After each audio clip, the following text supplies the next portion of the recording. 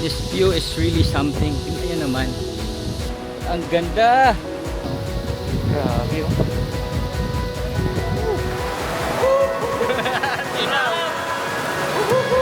Maraming magandang lugar pwedeng matuklasan dito sa Lupang Sinilangan. Ako pala si Jose Sian, ang iyong travel guide. Kaya't samahan ninyo ako tuklasin ang mga kayamanan ng Pilipinas. Mula sa mga dalampasigan at isla, kabundukan, mga makasaysayang lugar, at masubukan ang mga masasarap na pagkain. Baka ito na ang iyong next travel adventure. Kaya tara na, samahan ninyo ako at magbiyahe na tayo. Okay, new day, new adventure. Kasama natin si Roy Pax, bagong kasama. At syempre, Master Larry at ang 400k followers! Tara, sa Daraitan tayo pupunta today. SJ2 campsite. Let's go! Makakapunta na rin. This is where we're going to buy our food. We are here in Tanay branch.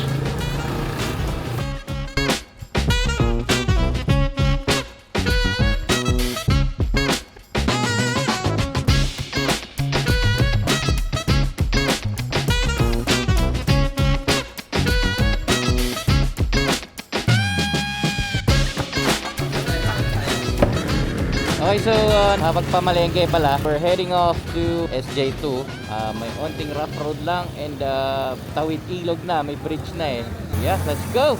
Pares muna tayo. Breakfast muna tayo dito. So this is the entrance going to Barangay Daraitan. Let's go! Darren at si Ma'am Angela. Oh, makakasama natin, nakita natin sa may entrance lang. Grabe, ang ganda dito! What's up YouTube? So ayan, first time ko kasi dito. Mamaya itutur ko kayo kung anong madadat na natin dito. Yes.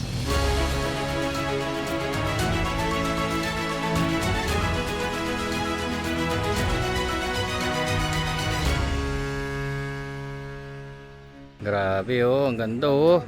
I-marinate na natin. Oo nga master. Oh, mag-swing muna kayo pero doble ingat ha. Marami nang nahulog sa maling tao. Hindi totoo yan. Ay, hugot lines. If life is getting worse, drink Red Horse. Swear, malamig ang gabi dito. Lalo na kung single ka. Imagine, naging kayo ni crush. So ito yung pag-stayan natin. Yay!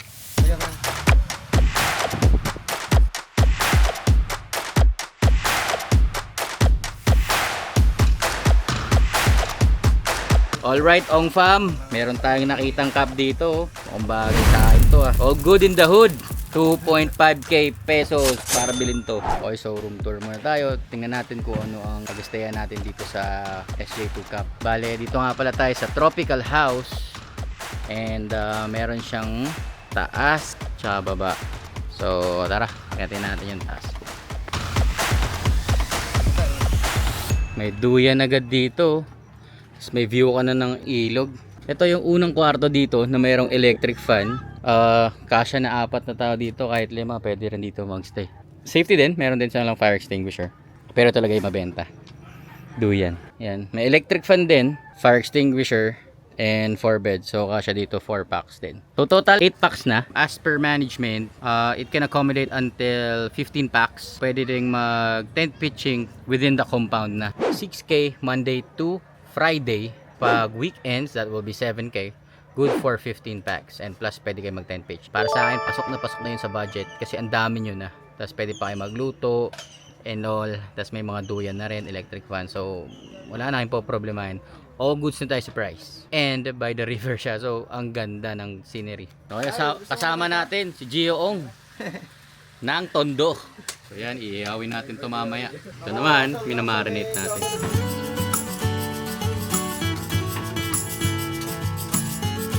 Ito na ang ating adobo. All-time favorite pag nagka-camping. Kain na Daddy Larry. Adobo. Tikman natin ang adobo ng taga-Tondo. Dami na natin natikman iba't ibang klaseng adobo. Adobo nga. Sarap. Sumisipa yung angang. Sarap. Busog na naman ang tropa. Meron din pipino. Sarap po. Gulay tayo dyan. Solid yung timpla. May bago tayong dadayuhin sa Tondo.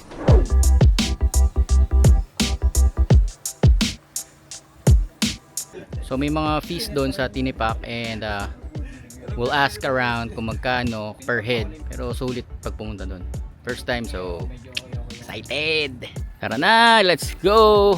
Okay, pupunta na tayo sa Tinipak River. And si Kuya Boots yung dapat kasama namin. But he'll just give us another tour guide kasi busy siya ngayon. Marami siyang ginagawa. They have a pet monkey here. Moy Moy. What up? Boy, boy. Ito yung magiging ride natin.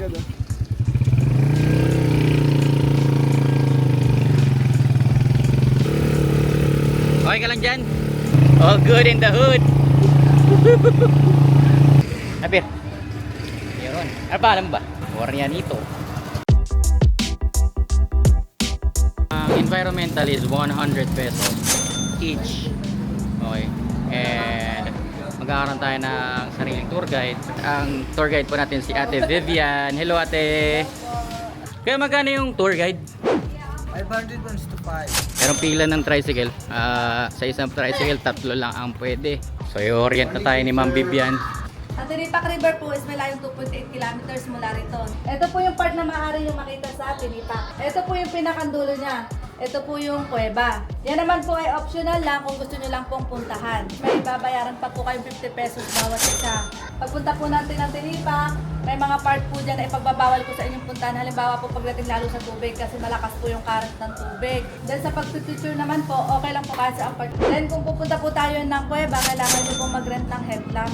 Then, yun pong ating basura. Bawal po tayong mag-iwan ng basura. Malit man po siya o malaki, dalahin po natin yung dinala nating basura doon. Yung pong pagbandalism sa bato, may makikita rin po kayo. Pero sabi ko nga po, huwag na po natin gagayahin kasi bawal po yun. Then, pagdating po natin ng kuweba, kung papasok po, bawal po ang magsigarilyo sa loob ng kuweba, bawal din pong sumigaw o mag-ingay sa loob ng kuweba. Vape, bawal din te. Bawal po. Tapos po pagdating sa loob, pwede na po kayo diyang maligo kung gusto nyo na pong maligo. Tricycle na kami papunta sa Tinipak. So, kaya pala advisable tricycle. Lubak-lubak yung daan. May nakita na tayo onting mga rock formation. May ride! The view here is so amazing. So may onting hike, onting lakad lang naman. Opo, 30 minutes lang. 30 minutes! Bawas spots. Hindi naman sobrang tirik na tirik lang. Yes! Gusto ko na maligo ah. Medyo tirik. Ang ganda ng view. Grabe oh. Tingnan nyo yung rock formations. Napakaangas. Nasa bungad pa lang tayo pero tingnan nyo naman ang ganda na oh. Woohoo! Kalahating oras daw yung lakaran natin. Tsagayin na lang natin. Dito pa lang sa mga pwesto na napupuntahan natin, maganda na. Siguro kaya dun sa 30 minutes na lakad na yun, baka mas maganda pa yung location dun. Kaya dun tayo dadalhin ni ate. So may mga nakasabay tayong kabayo. So papansin nyo may mga bahay, ay mga cottages dito. So dito din dumadagsa siguro mga tao pagka weekends. So buti dala natin yung sombrero natin. Tirik yung araw, which is okay kaysa umuulan. Okay na okay yan. And sakto nagdala din tayo ng tubig. Yung ating hydro flask. Whew! Napunong-puno ng yelo. Diba? Sakto, parang prepared tayo na onti. Hapon na tayo umalis, master, mamaya. Kunti na lang guys. We survive. Kasama natin si Why We Ride oh. This is why we ride. Para matuklasan namin para sa inyo. Ang natatagong ganda ng Daraitan. Yeah! Woohoo! May ginagawang treehouse oh. Dito tayo. Yun, so nag-register ulit tayo dito. So kung ganito kayo oras aalis dito, at 12 na patanghali na, much better magdala kayo ng sariling tubig. Yes, meron tayo dito. Hydro flask kasi sobrang init. Mas okay na to kaysa umuulan. Mas madali pagka mainit. Madali lang naman yan eh. Konti lang naman lakaran, 30 minutes okay. So nandito na kami sa boundary, Quezon at Rizal. Kaya merong additional 30 pesos para makapasok dito sa side na to. And dito rin yung cave eh. So ayun, may dala na rin sa ating mga ilaw, headlamps kasi hindi kayo pwede pumasok ng pag wala. So yun. Stay hydrated, hydro flask. So ito, nakasama namin yung dalawa randomly nung nakita na namin sila sa registration. Tapos tinanong namin kung meron na silang pupuntahan na or wala pa daw. So sabi namin, sabi rin nila master, sumama na sila. Next time baka gusto nyo rin makasama sa mga biyahe namin, comment down below sa section natin kung gusto nyo sumama. At minsan pipili tayo ng mga kasama natin yung susunod. Dito na tayo sa may bandang parteng dulo na. Itong nilalakaran natin is parte na po ng Quezon. Kaya nagkaroon ng additional environmental. Grabe, ang linaw talaga ng tubig. Kung makikita nyo lang. Grabe oh. Itong tubig na to galing to sa Bukal. And according sa mga lokal dito, sagrado itong tubig na to at pwedeng inumin. Tingnan natin.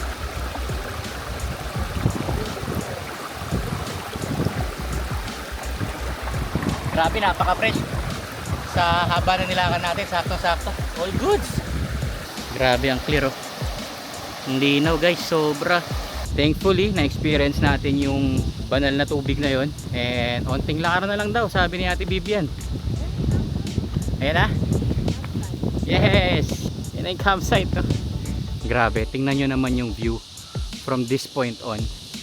Napaka-relaxing. Kahit nakapagod, alam mo yung parang worth it yung lakad natin. So alam nyo na guys kung saan pupunta. Lagay nyo na to sa bucket list nyo.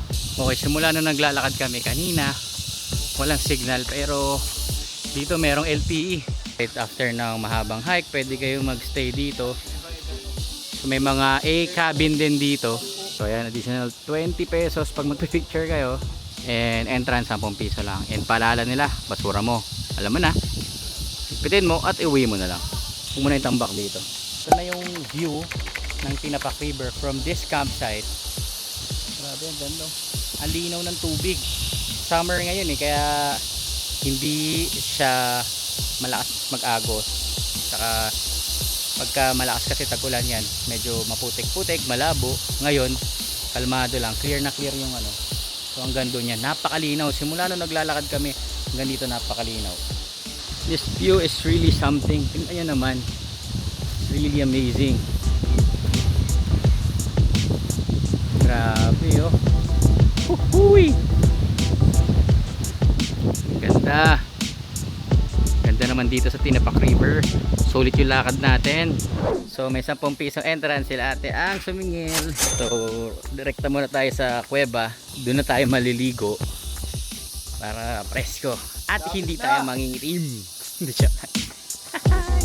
Konti na lang. Oh pre, okay ka lang dyan? Goods.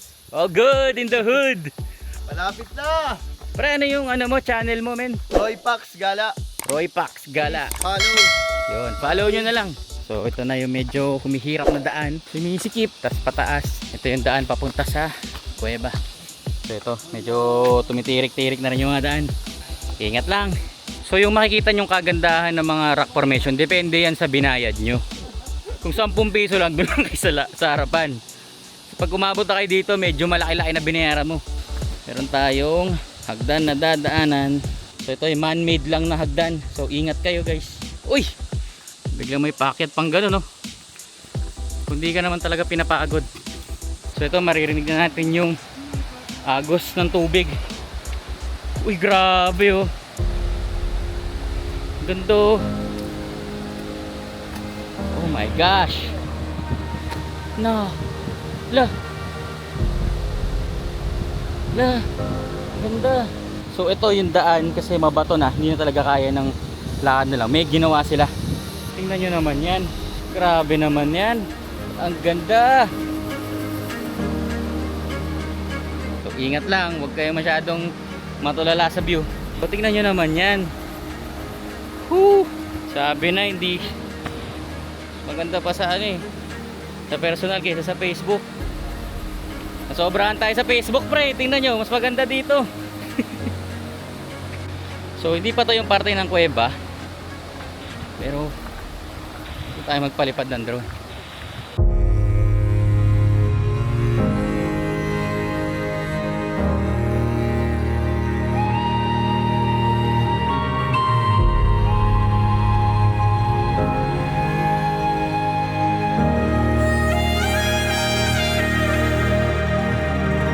Medyo mabato na dito.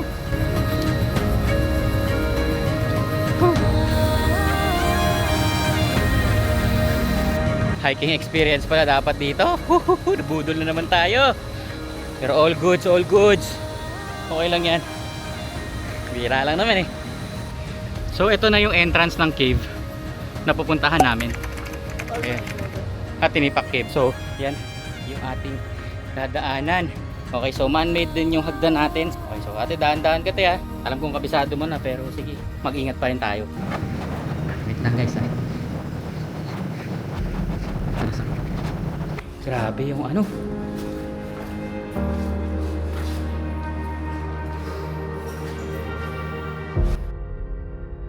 May generator pala dun te. So dito nagkakaroon na ng tubig guys. So, parang may narinig tayong agos. Baka yun yung pupuntahan natin. Yung ba yung pupuntahan natin, te? So ito, wala na masyadong mabato. Tapos lumalakas na yung agos, naririnig na natin. Yan o, umaagos na yung tubig dito. Dito na. Grabe, ang linaw ng tubig o kahit sa dili mo.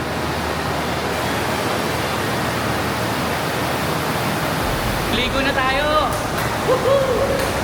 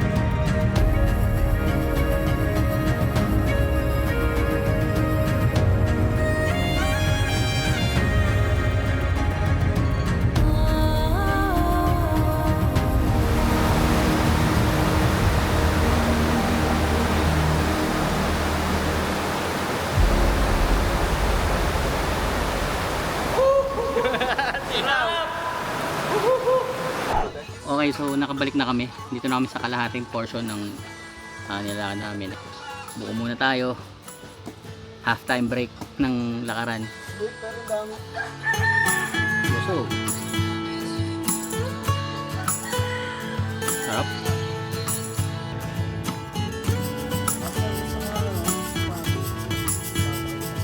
Tayo nag-ihaw sa tabing ilog. So ito yung dinner natin guys. Meron tayong seafood. Tapos ayan, iniihaw pa natin yung iba. Okay, so kain na tayo dinner. Okay, start na tayo mag bonfire. Yung pinaka-iconic pag nagka-camping tayo guys. Ito dito pagka gabi. Wow. Grabe, ang ganda. Puno ng ilaw. So wala kayong po problema sa liwanag. At ito na nga si Kuya, sineset up na yung ating bonfire. Siyempre hindi mawawala ang bonfire pag tayo ay nagka-camping. Lamig eh, lumalamig na ang panahon. Ganda dito, daming activities, maraming adventure. Sulit ang biyahe. Hindi pa mahirap puntahan ngayon, lalo't nakatayo na yung bridge. So sa mga expenses natin, medyo nakapag-accumulate kami ng almost 1,800 nung pumunta kami doon, kasi ilan din kami, maraming mga binayaran. Pero para sa akin personally, kung ako tatanungin, sulit. Sulit talaga. Lalo na yung pagpunta nyo doon sa cave. Huwag nyo kakalimutan pumunta doon kasi malapit na kayo eh. Unting lakaran na lang, andun na kayo sa cave, and iba yung experience talaga doon. Ang saya. Siyempre di mawawala ang ating Alfonso. Patulog lang, di ba? At haluan na lang din natin ng konting coke. Tayo si Gino. Cheers. Tinaso yan. Ito na yung ating pa-farewell ngayong gabi. So bukas update natin breakfast. Morning. Ito, magbe-breakfast na kami. So yung kakainin namin, yung mga sobrang food namin kagabi, ininitan lang namin. Pero yan, goods. Isda, tsaka liempo pa din. All the way. Okay, so oras na para umuwi. and we're packing our things. This trip is really fun, and the experience here is really amazing. It's not like the others na iba-iba rin yung ganda. So dito meron din tayong bagong adventure nung pumunta tayo sa Tinipak River, and dito sa SJ2 camp. And buti nakita namin tong resort na to. Napaka relaxing dito. Feel at home ka dito. I would like to thank everyone for being supportive to our videos, and please don't forget to like, subscribe, and click the notification bell for more adventures. By the way, my name is Ian Ventures, and signing out. See you on our next travel adventure. This marks the end of our video. Maraming salamat sa lahat ng suporta at pagmamahal na ipinakita nyo sa amin, mga ka-ventures. Para mas marami pang travel ventures, pindutin ang subscribe button at i-click ang notification bell para laging updated. Tulad ng lagi, stay safe, ride safe, God bless sa ating lahat. Kita-kits sa susunod na video.